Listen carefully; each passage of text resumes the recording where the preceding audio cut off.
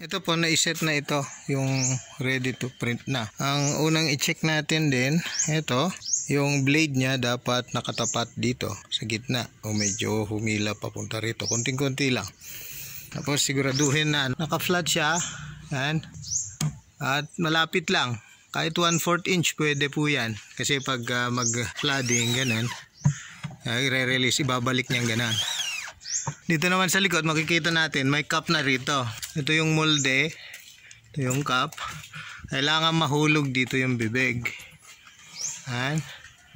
Yung print natin, ayan, pasok siya rito.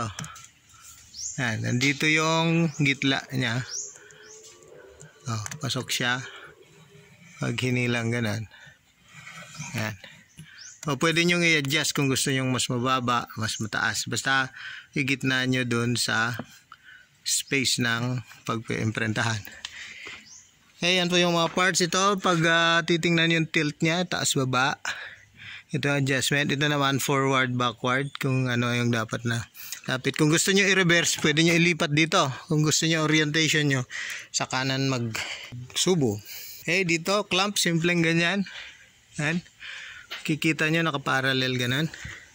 Dito naman spring hihila at saka ito regulator. Dito nyo makokontrol yung taas nyan. Una nyo ilalagay itong frame para maitapat kung saan yung hahaguran ng blade. Kasi po yung image natin ay mas malapit dito kaysa dito. Parang blank na niya dyan. Kasi ito hinahabol natin yung pinakamalapit sa printable surface ng cup. Yan lang, simple po yung machine natin. Tapos may spring siya dito para may tension ng konti. Dito naman yung dugtungan niya. Pareho po sila rito. Ni-demo namin bago namin ipadala. Ito po yung nabenta natin ngayon.